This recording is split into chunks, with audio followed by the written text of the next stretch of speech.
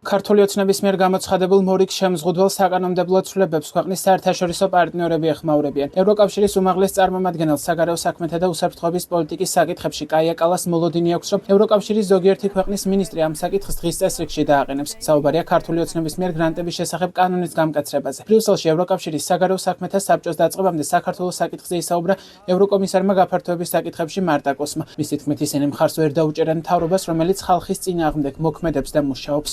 Georgia, I cannot support the government who is doing and working against it. ხარს ვერ დაუჭერ მთავრობას, რომელიც საკუთარი ხალხის წინააღმდეგ მოქმედებს და მუშაობს. ქვეყანა ევროკავშირის სამომავლო პერსპექტივებს სულ უფრო და უფრო შორდება. ერთადერთი რაც შემიძლია მთავრობას უთხრა არის ის, რომ ეს აბსურდი შეწყვიტოს და ევროპულ მომავალზე მუშაობა დაიწყოს. გარდა ამისა, ჩვენ ხარს უჭერთ სამოქალაქო საზოგადოების ორგანიზაციებს და რამდენიმე მათგანს მიმდინარე კვირაში ჩემს ოფისში შევხვდით. ასევე რა თქმა უნდა, ჩვენ ხარს უჭერთ მედიას, ასე რომ გთხოვთ გამაგრდით.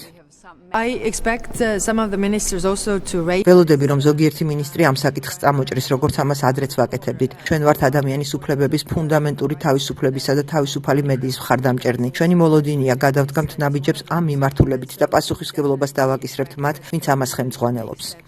ის რაც ქართველ ხალხთან დაკავშირებით ხდება ძალიან სამწუხარო და ცუდი ამბავი. ამ რეჟიმზე უფრო მეტი ზეწოლა უნდა მოხდეს. ეს საკითხი აუცილებლად უნდა განვიხილოთ. ესტონეთი მთელი ამ დროის განმავლობაში მხარს უჭერს ქართველ ხალხს და მხარს უჭერს ამ რეჟიმის ლიდერების წინააღმდეგ სხვადასხვა შეზღუდვასა და აკრძალვას.